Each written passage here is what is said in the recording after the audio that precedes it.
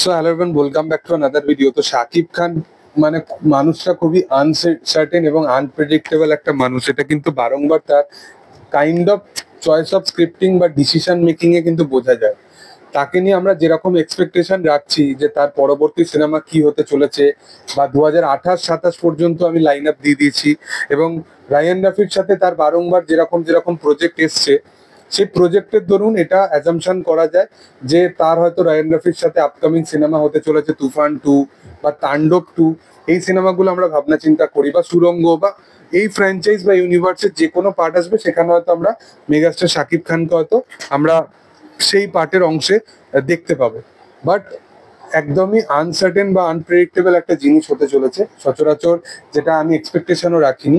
শাকিব খান সচরাচর তার বেশ কিছু প্রজেক্টের মধ্যে সে যেটা চেষ্টা করেছে, সে কিন্তু নিজের চরিত্রের মধ্যে প্রচন্ডভাবে চ্যালেঞ্জেস ক্যারেক্টার বা চ্যালেঞ্জেস রোলগুলো কিন্তু প্লে করার চেষ্টা করেছে।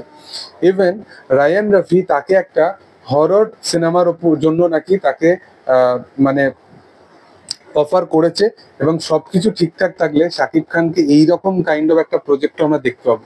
শাকিব খান শুধুমাত্র এরকম নয় যে সে বাণিজ্যিক সিনেমা চলছে মানেই যে সেই ট্রেন্ডটাকে ফলো করছে, এরকম নয়। তার কিন্তু বারংবার যদি প্রত্যেকটা সিনেমা যদি ফলো করে দেখো, আপনার প্রিয়তমা প্রত্যেকটা সিনেমা কিন্তু আলাদা আলাদা জনারকে স্পেসিফাই করছে, যেখানে মিডিলে সে দরদের মতো একটা সিনেমা নিয়ে আসে। তো সেই রকমই কাইন্ড অফ বরবাদ একটা অন্য টাইপের সিনেমা ছিল, যেখানে একটা মানে আলাদাই রকমের রেইজি ব্যাপার সম্বন্ধিত দেখাচ্ছিল, এবং তুফানের এই তাণ্ডবের ব্যাপারটা আলাদা। তুফানে একদম একটা গ্যাংস্টার টাইপের কালচারের সিনেমা ছিল, তার আগের সিনেমাগুলো একটা রোম্যান্সে ভরপুর সিনেমা ছিল। ইভেন তার আগামী সিনেমাগুলোর মধ্যে কোনোটা আর্মির চরিত্রে, কোনোগুলো ইউনিভার্সের পার্ট, এবং হিমেল আশরাফের সাথে আবার রোম্যান্সে ফিরছে, এবং হলিউডের একটা প্রজেক্টে সে কাজ করছে, এবং এর সাথে সাথে রায়ান রফি তাকে একটা এরকম একটা বিগ প্রজেক্ট দিয়েছে। এবং হরর সিনেমার মধ্যে ভিজুয়াল লুক অ্যান্ড ফিল সবসময় বেস্ট হতে হয়, এবং বাংলায় সচরাচর ভাবে এই জনারের ওপর সিনেমা কিন্তু হয় না, মানে ভালো সিনেমা হয় না। তো সচরাচর সেটাকে কিভাবে এক্সিকিউট করবে, এবং রায়ান রফি একজন ওয়েল এক্সিকিউটেড একজন পরিচালক, যে কিন্তু ভিজুয়ালি খুব ভালোভাবে সিনেমাকে প্রেজেন্ট করতে পারে। তো এক্সপেকটেশন একমাত্র তার প্রতি আছে, এবং কেউ যদি এই বাজেটটাকে রিকভারও করে দেয়, সেটা অবশ্যই শাকিব খানই আছে। তো দেখার যে সেই প্রজেক্টটা কবে আসে এবং আদৌ এই প্রজেক্টটা হয় কিনা।